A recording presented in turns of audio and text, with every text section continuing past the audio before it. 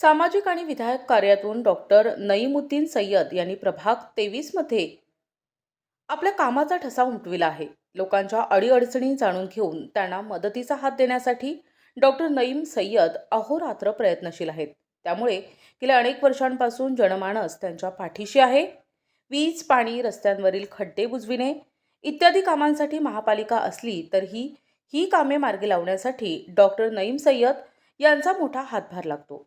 त्यामुळे नागरिकही प्रथमतः त्यांनाच हाक देतात. त्यामुळेच एक जनसेवक म्हणून डॉक्टर नईम सय्यद यांची प्रतिमा प्रभाग क्रमांक 23 मध्ये निर्माण झाली आहे. काँग्रेसच्या अल्पसंख्याक आघाडीचे शहर उपाध्यक्ष म्हणून डॉक्टर नईम सय्यद काम पाहत असून सर्व थरात त्यांचा वावर असल्याने प्रभागात त्यांना जनतेचा पाठिंबा मिळत आहे. या पार्श्वभूमीवर डॉक्टर नईम सय्यद यांनी आपली भूमिका स्पष्ट केली आहे. मी डॉक्टर नईमुद्दीन सय्यद उर्फ बबलू सय्यद, प्रभाग क्रमांक 23, नाशिक जिल्हा काँग्रेस अल्पसंख्याक शहर उपाध्यक्ष. मी आता प्रभाग क्रमांक 23 मध्ये काम चालू केलेलं आहे. तिथे मी भरपूर म्हणजे आता दवाखान्याचे पेशंट होते तेव्हा त्यांना पण मदत केली आहे. सध्या आता रस्त्याचे कामं चालू आहे, तिथं पण मी काम चालू केलेलं आहे. आणि मला आता एक कंप्लेंट आली होती पाण्यासाठी, तर मी तिथं पाईपलाईनला तिथं पण मी काम केलेलं आहे.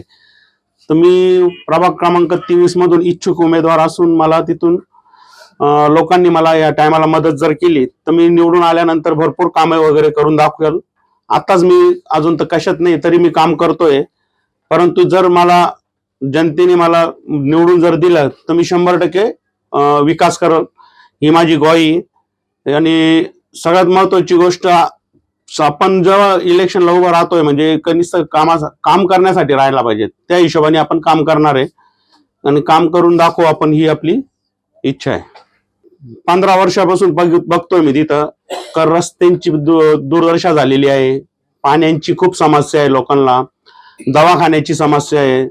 त्याच्यानंतर म्हणजे भरपूर, म्हणजे आता इलेक्शनच नव्हतं मध्यंतरी तरी इतकं प्रॉब्लेम झालेला आहे. आता आपण तर नवीन असून सुद्धा आपण आता काम चालू केलेलं आहे आणि हे काम करता करता आता लोक मला बघताय आणि सांगताय तुम्ही थोडं लक्ष द्या आणि तुम्हाला 100% आम्ही मदत करू. जय हिंद, जय महाराष्ट्र. या प्रभागात अशोका मार्ग, साईनाथ नगर, भारत नगर, रविशंकर मार्ग, हॅपी होम कॉलनी असा परिसर येतो. एक खरे की जनतेनं त्यांच्या नावावर पसंती दर्शविल्यास एक इतिहास निश्चित होईल असा विश्वास सर्व थरातून व्यक्त होत आहे. प्रतिनिधी गुड्डू शेख, दिशा न्यूज, नाशिक.